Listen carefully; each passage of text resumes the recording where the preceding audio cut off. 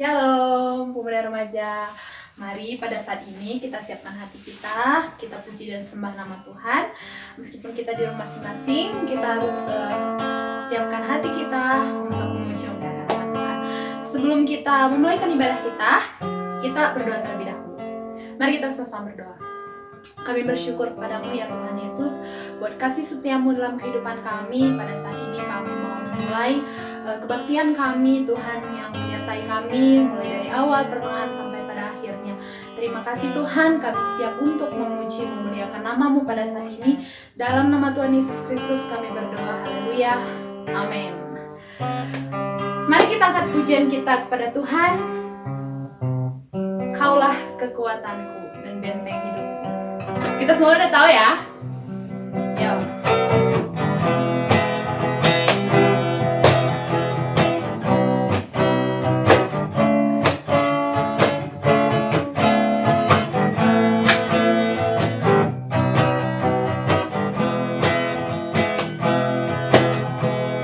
Berjalan bersama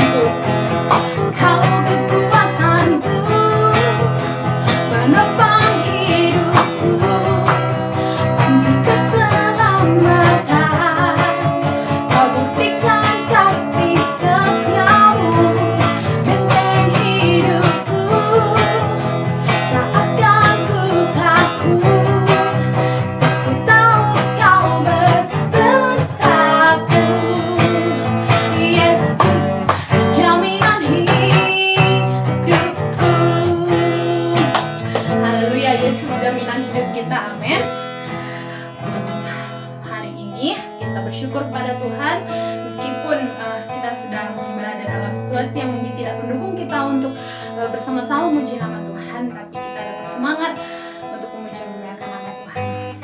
Mari kita siapkan hati kita untuk menyembah Tuhan. Kita siapkan hati kita siapkan jiwa kita untuk memuji dan memuliakan nama Tuhan. Haleluya. Kita katakan pada Tuhan, kuasa-Mu terlebih besar, Tuhanku terlebih besar. Hanya Engkau Tuhan penolongku. Haleluya.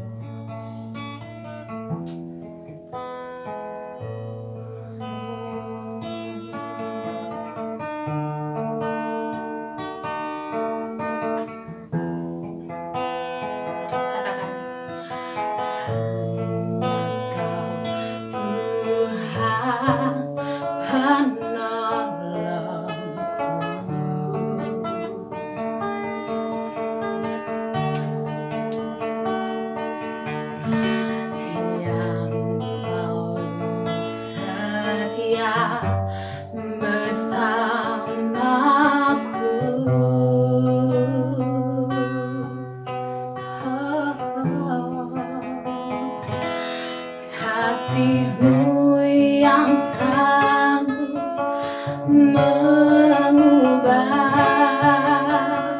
kehidupanku.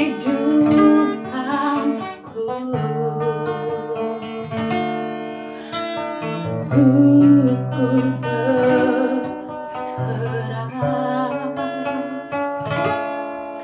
sungguh Ku percaya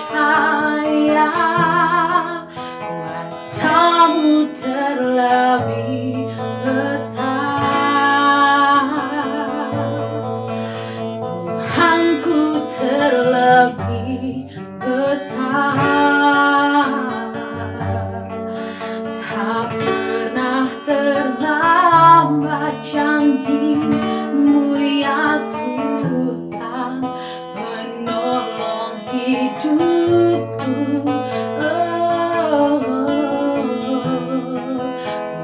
Kuasa-Mu terlebih besar, Tuhanku terlebih besar. Tak pernah terlambat janji-Mu ya Tuhan, pulihkan hidupku. Katakan, hanya Kau Tuhan penolongku. Oh Tuhan, yang selalu setia bersamaku.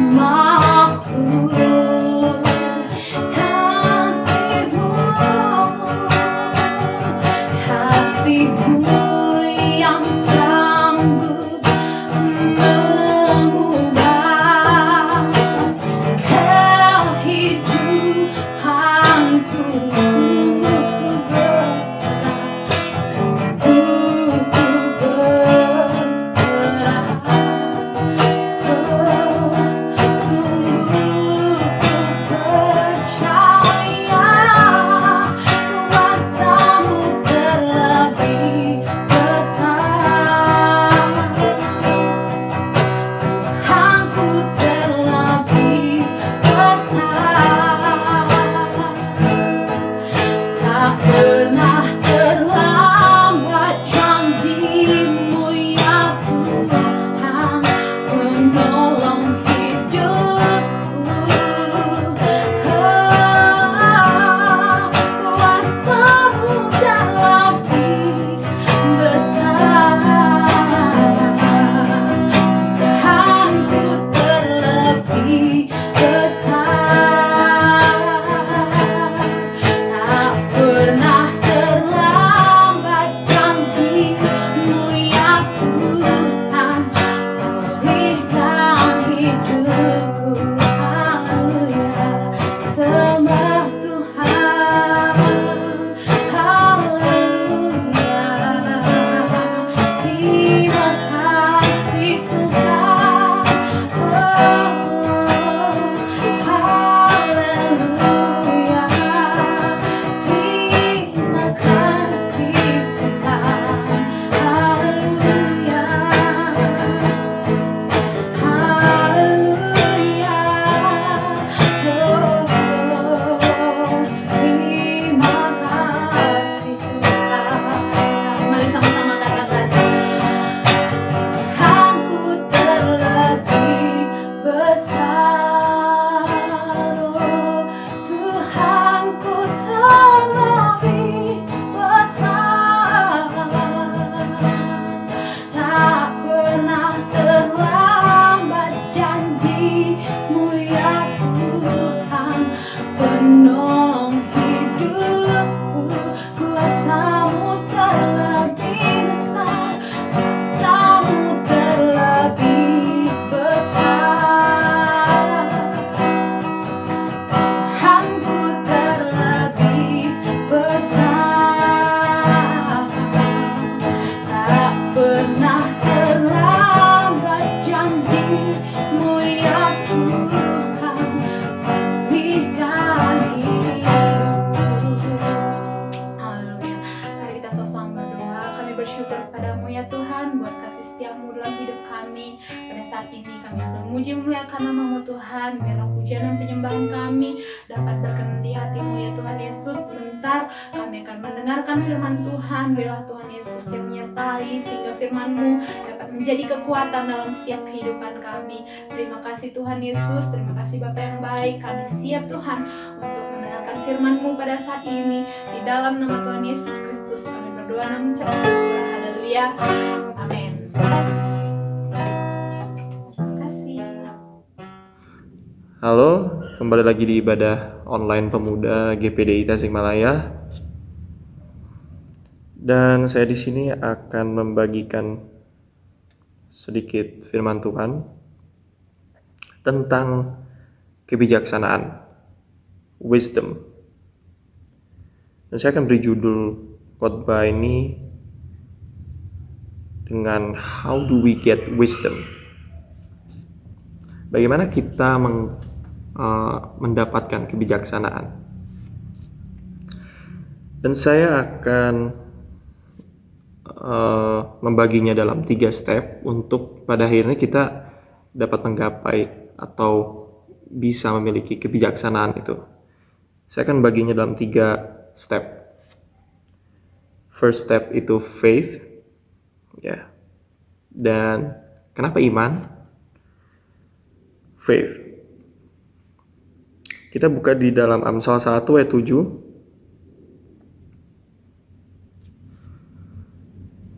Amsal 1 ayat 7 berkata, takut akan Tuhan adalah permulaan pengetahuan, tetapi orang bodoh menghina hikmat dan didikan.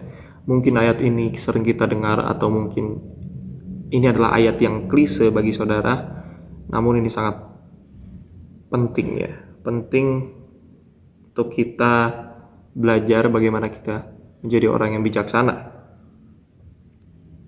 Dan mungkin saudara bertanya, dari mana bagian yang menunjukkan iman gitu kan? Gak ada kata-kata iman di situ sebenarnya. Tapi yang perlu kita ketahui bahwa takut akan Tuhan di sini adalah bagian dari iman tersebut. Ya, jadi ya faith in general atau pada umumnya iman itu diartikan sebagai ya kita percaya kepada Tuhan, kita percaya kepada Sang Juru Selamat Yesus Kristus sebagai Tuhan. Gak ada yang salah dengan itu. Dan itu memang basic ya, fundamental faith. Itu adalah iman yang fundamental. Ya, kita percaya, kita mengaku sebagai Tuhan, Yesus adalah Tuhan, dan kita menaruh iman kita kepadanya. Itu tidak salah, tidak ada yang salah dengan itu. Tapi di sini kita harus level up our faith. Kita harus menaikkan level iman kita ya. Nah, the next level of our faith adalah obedience atau ketaatan, takut akan Tuhan. Jadi takut akan Tuhan di sini berhubungan dengan iman, dengan faith. Jadi obedience is the part of faith. Jadi bagian dari iman. Ya. Jadi takut akan Tuhan adalah permulaan pengetahuan. Jadi takut akan Tuhan di sini adalah bagian dari iman. Tapi orang bodoh menghina hikmat dan didikan. Nah, jadi kita clear dulu, jelas dulu bahwa step pertama adalah atau langkah pertama adalah takut akan Tuhan. Nah, iman di sini berbicara tentang takut akan Tuhan atau ketaatan, obedience. Seperti kita tarik sejarah Alkitab ya, bahwa Abraham mungkin bapak orang percaya karena dia taat. Taat di situ, taatnya Abraham itu ya dia beriman kepada Allah. Ya, jadi gak ada yang salah dengan kalau orang bicara iman itu adalah kita percaya kepada Yesus, kita percaya Yesus adalah Juru Selamat. Tidak ada yang salah dengan itu. Tetapi setelah kita melewati fundamental faith tadi, iman yang dasar, yaitu ya kita percaya karena tidak melihat, itu kan dasar ya. Nah, you have to level up your faith, yaitu level up-nya takut akan Tuhan, obedience. Nah, jadi first step is faith. Ya, faith di sini berbicara takut akan Tuhan, obedience, taat. Nah, second step atau step kedua berbicara tentang knowledge atau pengetahuan. Ya, kita bisa balik lagi ke ayat yang awal, Amsal 1 ayat 7. Takut akan Tuhan adalah permulaan pengetahuan. Nah, jadi pengetahuan itu kita dapat dari takut akan Tuhan. Itu yang pertama. That's the first step.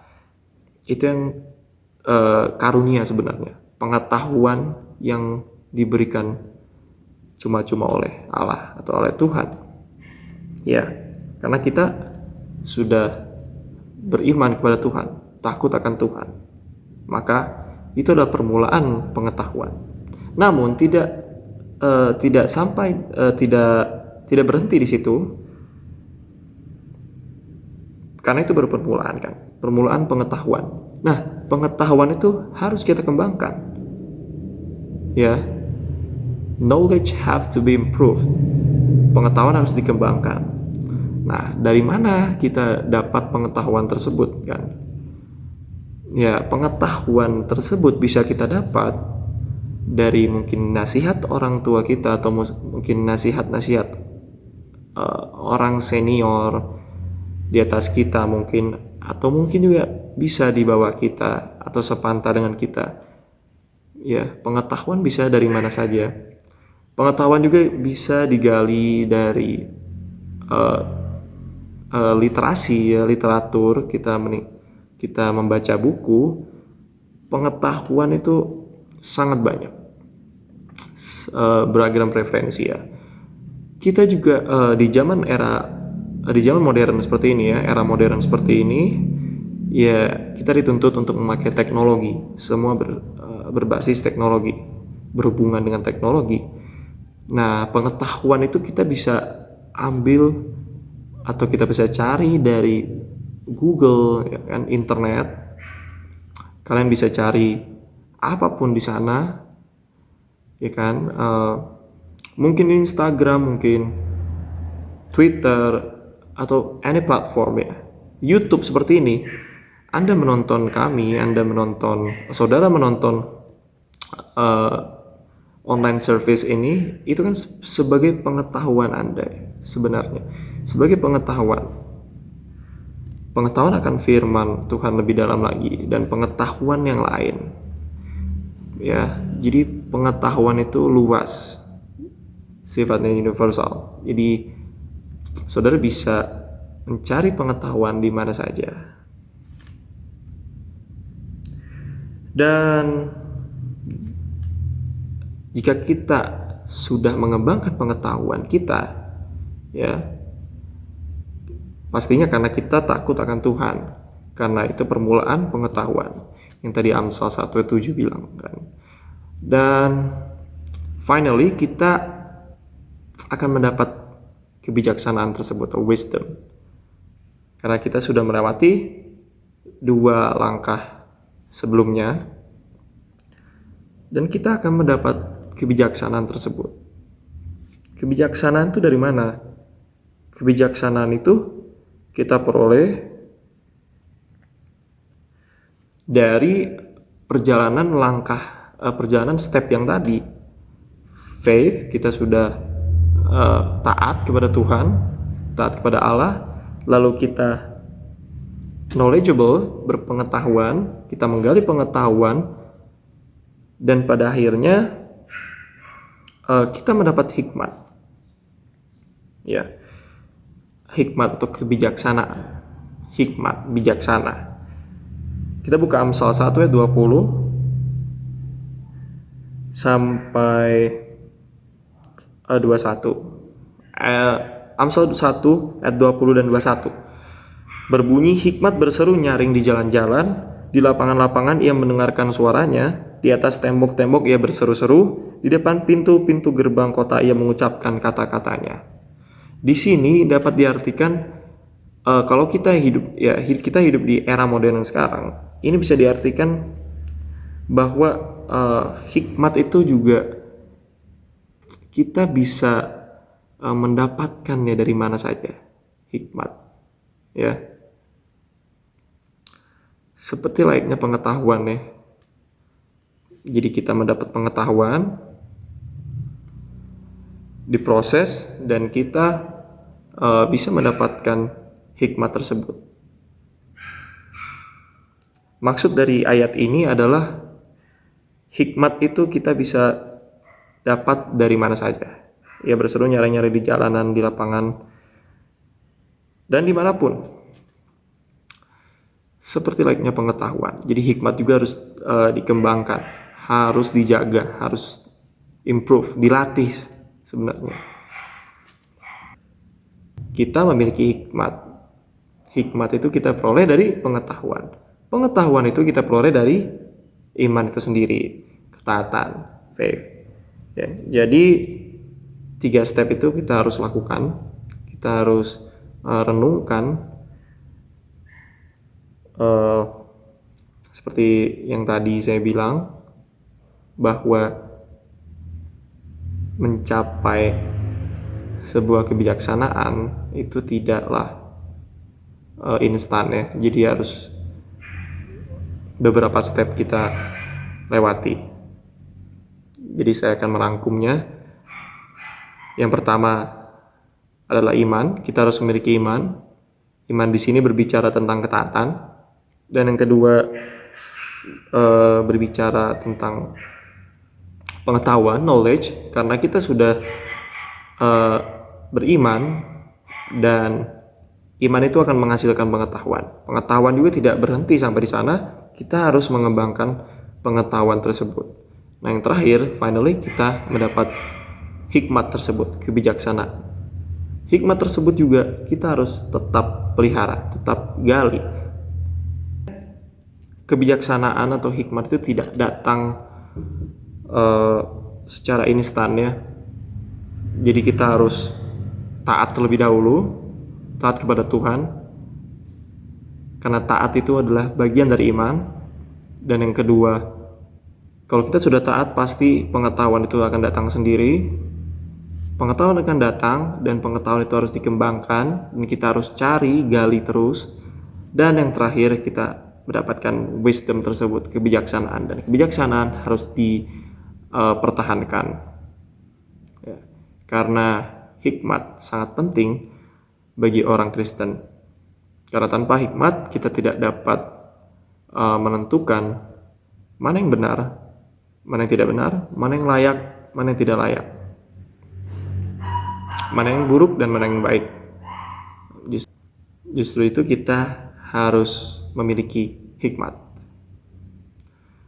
Oke. So, mari kita berdoa. Terima kasih Tuhan karena Engkau telah memimpin kami pada saat hari ini.